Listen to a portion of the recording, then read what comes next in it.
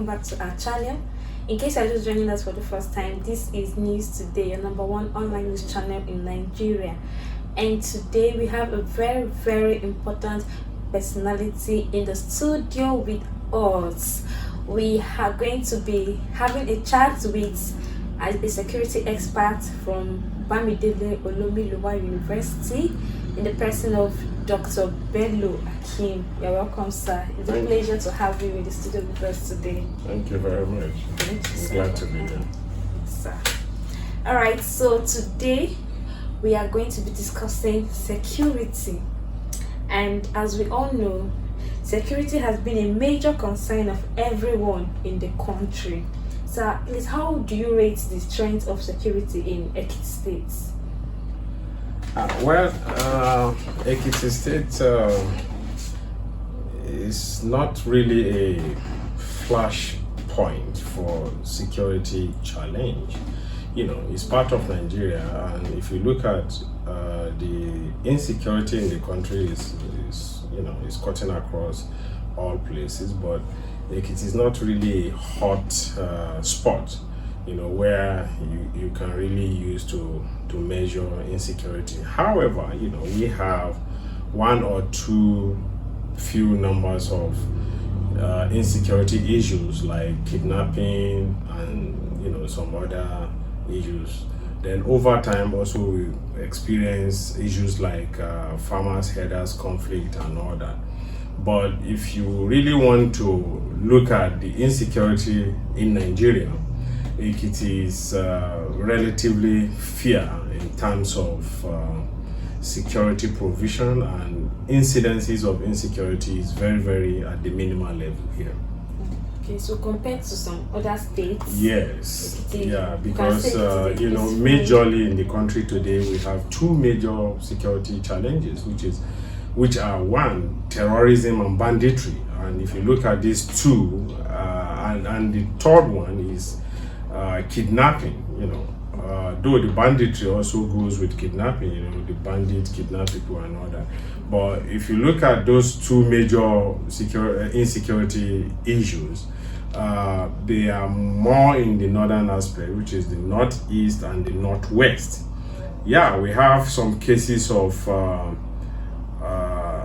kidnapping in other parts of the country, like in the south. But majorly, if you want to look at those issues that rate Nigeria as a very unsafe place today, it is not much in the south, but it's more in the north. But the effect of the insecurity in the north is also affecting the south, mostly in the area of business, in the area of agriculture, food, and all that. Yes. Thank you, sir. So recently, a Katsina State Security Network, which is a replica of the Amotekun, they were seen carrying AK-47 guns to safeguard their residents. Do you think this is a good idea? Okay, I'm not a lawyer, but I will look at it from different perspective. One, Section 14 of the Constitution is all clear about the purpose of governance, which has to do with the welfare of the people and the security of the people. And every reasonable government will really want to take care of that effect, the spirit of that section of the Constitution. If you look at the security architecture in Nigeria, is centralized. The security architecture in Nigeria is centralized, which implies that the federal government controls all this security structure. Not until recently, when agitation started that states should have state police and some other state security institutions, like in the south here where we have the Amatekun and we have some in the east and other places. Now, going back to the issue you raised, if you look at it very well, I told you banditry is very rooted in the northwest, and Katsina State is one of the northwest states in Nigeria. And the cases of banditry and kidnapping, killings of people, sacking students in school and teachers, increasing, the level of out of school children, even governance in several places is well pronounced. And in such a situation, there have been cries by those states that it seems that the federal government have neglected the state. And when the states shout, probably the federal government say, go and handle your state. And they have no control of the security structure at the state level. So every state and every region is trying to see what we can do. And those you see with the AK-47 didn't just get it on the street. The state government must have procured it for them. And the single reason for that is to secure, to complement what the federal government is doing. I still don't understand, or I don't know, I don't know, maybe it's right or it's against the constitution if a state is making provision for its security that it could not also make provision for ammunition. Okay, I have said it that, for example, in the Southwest, the Southwest governors came together and established Amatekun, the Southwest Security Network.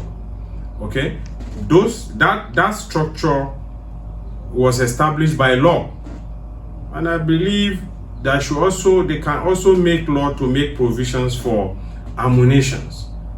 It is not against the federal government. Those ammunitions are not used against the federal government.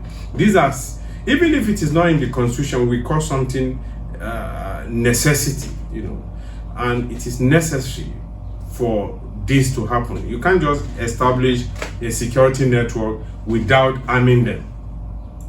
Yeah, I actually, sometime I was, giving an interview. I said it that those who will be involved in the state and regional security structures that are emerging should be well profiled so that individuals could be traced. If you will be given ammunition, you should be able to account for it so that we don't use it for something outside, the primary purpose. So I don't think that should be an issue where, it should be a problem, because recently I see the altercation between the Ondo state government and the federal government in respect of procurement of ammunition for the Amatekun structure to use. So if it is applicable in Katsina State by whatever means, either federal government approve it or not, Ondo State should not belabor so much on that. Should just go ahead and procure it, as long as those ammunitions will be used for the real purpose. Okay, so do you think that the federal government now is not being fair to Ondo State with their insistence that they should not pay arms, seeing as Katsina State they are allowed to carry arms? Yeah, the federal government made a clear statement that we didn't approve the use of ammunition for any state, but a particular state is using it. And they are claiming that they got it by federal government's approval. That is the Katsina. So that's why I said Ondo State shouldn't stress so much by going into debates and exchanging words with the federal government. What is important is that this is what we are using it for. Account it, profile all the ammunitions you are bringing in, start using it for the legitimate purpose of securing the people. That's what is important, because either we like it or not, the way it is going, state police will emerge very soon, and those things will convert into the state police use. But for now, it is very necessary and very important that these things are procured so that we can increase and complement the federal security.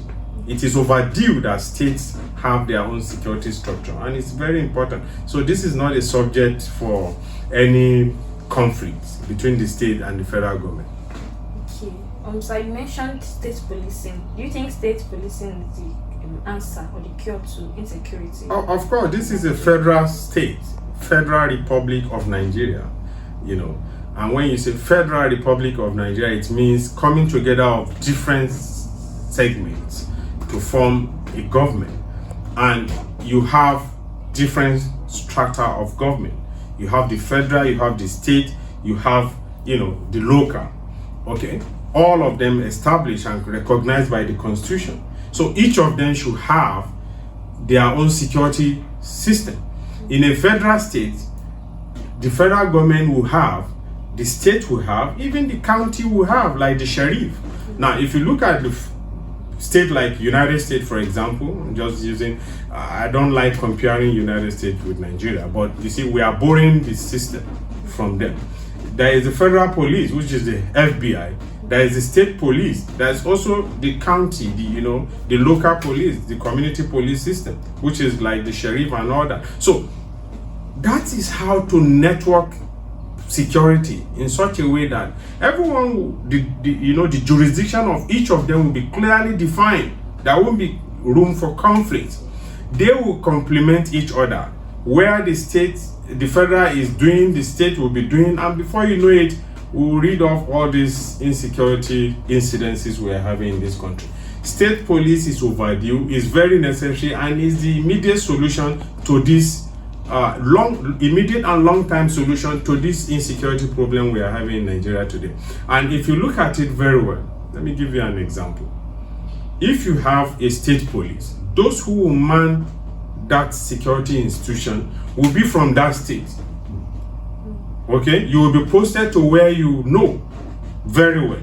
You already know everything about the place. Unlike the federal police, where you transfer somebody from the north, Kano, for example, to be a police officer in Ekiti, where he knows nobody. He doesn't know the flash points for insecurity. He doesn't know where the bad guys are. He doesn't even know where to go.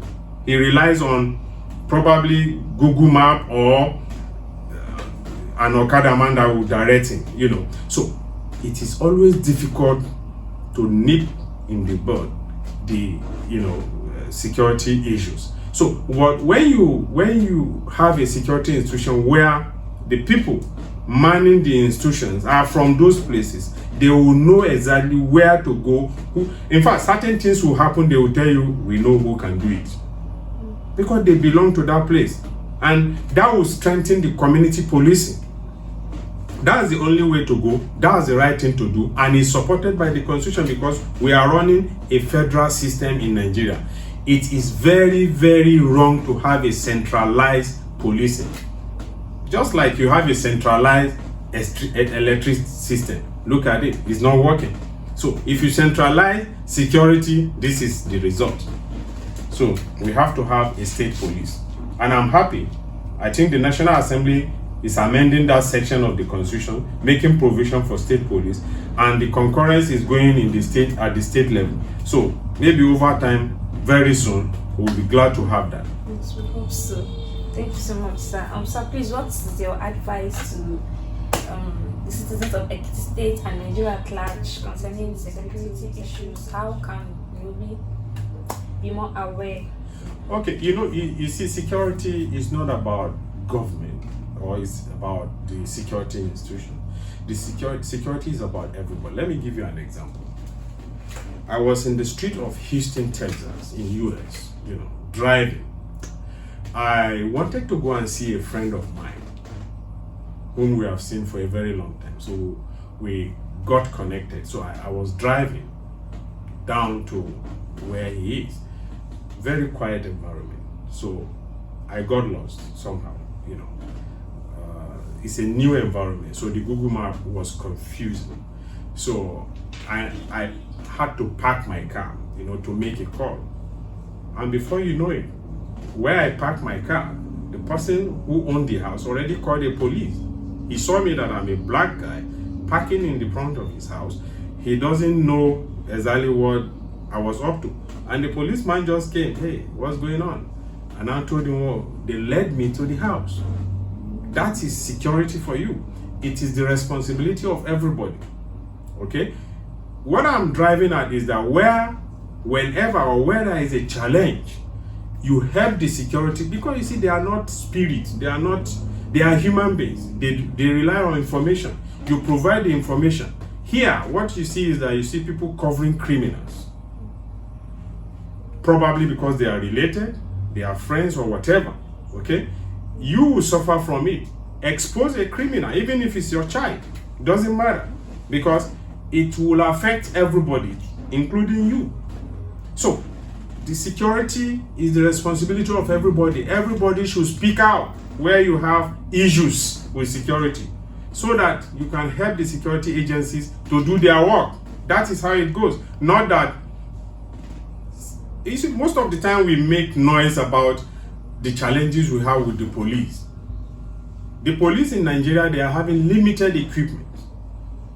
They don't have transport system. They don't have gadgets, the walkie-talkie, the shoulder camera and speaker they're supposed to use. Each police supposed to have a pistol, supposed to have nearly everything that you use to communicate and effect a security at a spot. They don't have it. They rely on us.